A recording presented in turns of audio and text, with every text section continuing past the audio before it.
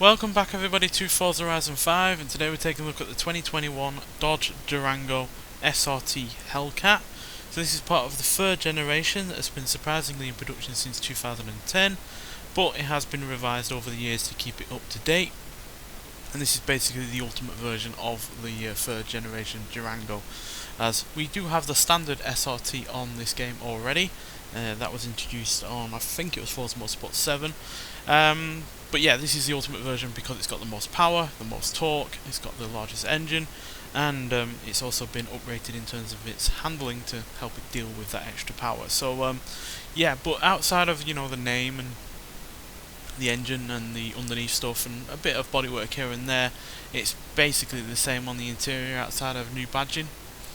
So yeah, it's got plenty of space, plenty of equipment. Obviously you got the required amount of cup holders, given obviously it's an American car. But yeah, it's very basic in here in terms of its design and the look, but at the end of the day it's what's there and the functionality that counts. So yeah, it has all of that going for it. It's got a decent amount of practicality for it as well, but I'm still not a fan of the fact it's only got 2 seats in the middle row rather than 3. It means that basically it's only got 1 seat more than your average saloon or hatchback. But obviously, again, it's because cup holders are in the middle. Americans like their cup holders, and yeah, I guess it means that you've got your own individual seat at the end of the day in the back. But me personally, I'd prefer to be able to get a third person in there. But at least you do have a third row of seats that again are individual, while also having a decent amount of boot space while those seats are up. And yeah, obviously once those are down, you'd have even more space. So yeah, definitely still a practical car, even if it does only just have 1 seat more than your average saloon car or hatchback. But obviously this is a Hellcat version, so we have a humongous 6.2 litre supercharged V8 engine producing 710 horsepower and 645 pounds-feet of torque. Now that's actually 3 horsepower more than you'd get in the Challenger or the Charger, but it's 5 pounds-feet of torque less. So yeah, swings and roundabouts basically. Obviously though, this is no lightweight in terms of overall weight. In comparison to those cars, it does weigh 5,534 pounds, which is 24 pounds more than the SRT that we already have on this game.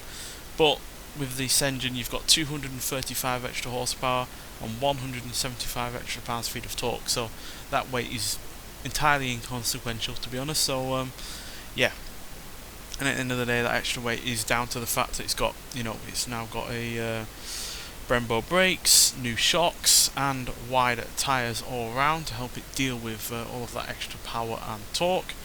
Unfortunately though, due to the fact it's obviously got a large first year engine and it's obviously also quite a heavy car, it was discontinued the same year it was put into production because of emissions requirements, which it was never going to meet, being as heavy as it is.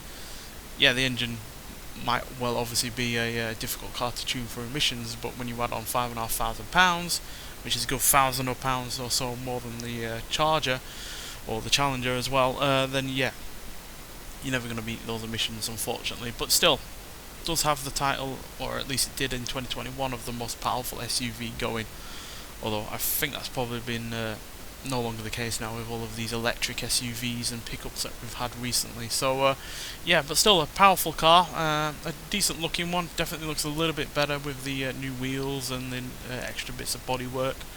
Definitely looks a bit more interesting than the standard SRT, but yeah, at the end of the day, it still has some of that car's issues. But let's nonetheless see if it has the issue of the handling, which that car did, by getting it out to the open road and see what it can do.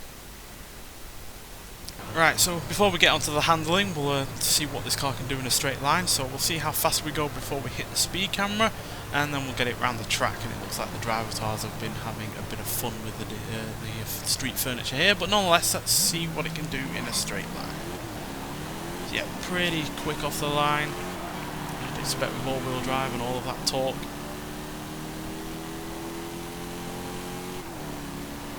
And yeah, no slouch considering how much it weighs. 135 miles an hour, which is pretty damn decent for a car of this weight.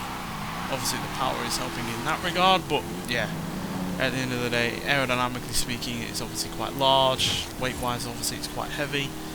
And yet, that massive amount of power and torque is really, overcoming the physics and the aerodynamics, quite frankly. So yeah, that's all good to see. Fiesta, can you please get out of the way? What reviews on you before? Alright, so yeah, let's get to the track. No point taking this off-road. It is not a vehicle that is meant for off-roading anymore. The standard SRT version or the lesser versions of that ever were. This certainly is not with all of this power, and yeah, not with all of the additional upgrades it's have to make it better in terms of handling. So yeah, let's get into rivals. So we're in A class, the SRT version is in B class, so we are higher than that one. And yeah, those are the figures. So yeah, it's got nearly 50-50 weight distribution, which is fairly good for a car of this size and weight. And yeah, those are the stats. So yeah, the off-road capability is reasonable, but like I said, it's nowhere near as much of an off-road vehicle as you might want out of a car that is all-wheel drive and the ride height. But yeah, that's not the real point of this. The utility part of this SUV is basically just its practicality and not in terms of what it can do off-roading. Braking is fairly decent, as well as the weight, the handling for a car of this weight, but it's the launch, acceleration and speed where this car is obviously going to excel. But yeah, the handling and braking is definitely better than what it was in the standard car. I say standard SRT version. Yeah, I was never a fan of the handling of that car. It just never felt confidence inducing for something that nearly 500 horsepower. But let's see if that's the case for this one. But first we'll hear what the car sounds like, and then we'll talk about it some more.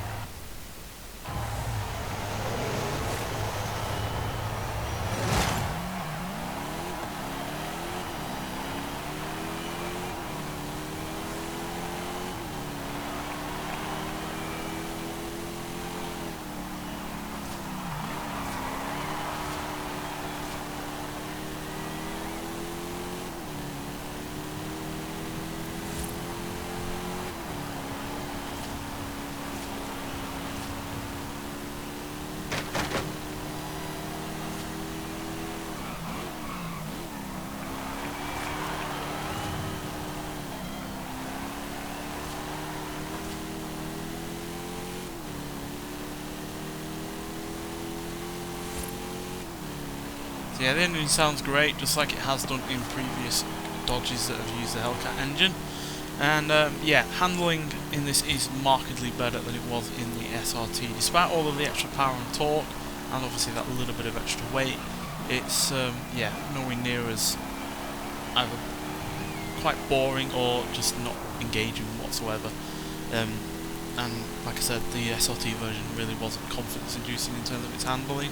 It felt its weight, it did not feel like a sporty off-roader whatsoever, whereas this really rather does. Now granted, there are obviously other SUVs out there that are even sportier than this, you know, your Porsche Cayennes, or even the older BMW X5M might well handle a little bit better than this, but on the whole, yeah, it feels better, and yeah, it feels a lot more confidence inducing, and then you have that extra power and torque on top of all of that, and yeah, you've got a really rather much improved vehicle.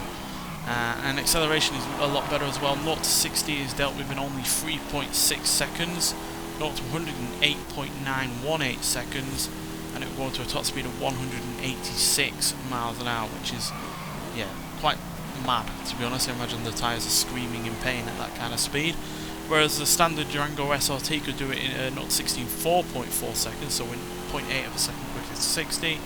And it could only do 0 to 100 in 11.7 seconds, so yeah, well over 2 seconds, near enough 3 seconds quicker to 100, so yeah, definitely better in terms of acceleration and top speed, as that could only do about 170 in the SRT version, but also more importantly, as far as I'm concerned, it's better in terms of handling and in terms of how much fun you can get out of the car when, you know, going around corners. So yeah, definitely an improvement over the standard SRT in more ways than one. Does have still some of the issues of the standard car. You know, the interior is nowhere near as plentiful as you might expect for a car of this size, and obviously it's not as sophisticated as some of its competitors, given obviously it's on quite an old platform. and yeah, at the end of the day, that 710 horsepower is more likely to bite you back as way quicker than other SUVs out there like the Lamborghini Urus or the Porsche Cayenne. But still, overall, it is pretty fun, and yeah, well worth getting for only 20 points in the current festival playlist. Get out there and get it if you haven't already. But nonetheless, thank you for watching, and I'll see you in the next one. Bye.